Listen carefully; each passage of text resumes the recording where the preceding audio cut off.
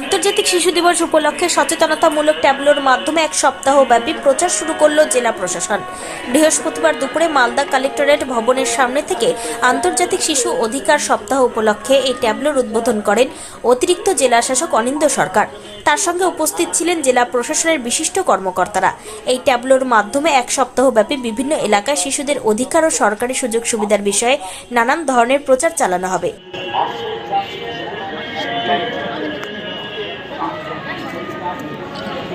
এখানে 7 দিন ধরে যে কর্মসূচিগুলো রয়েছে, মূলত আজকে 14 নভেম্বর আপনারা সবাই জানেন যে শিশু দিবস উপলক্ষে আমাদের সারা পশ্চিমবঙ্গ জুড়ে যে কর্মসূচিগুলো চলছে তার মধ্যে আপনার বিভিন্ন ইটভাটা, স্কুল প্রোগ্রাম, পাশাপাশি আপনার রেলওয়ে স্টেশন এবং এনজিওরা এবং জেলা শিশু সুরক্ষা বিভাগ থেকে এবং জেলা শাসক মহাশয়ের নির্দেশে সমস্ত কর্মসূচি চলছে।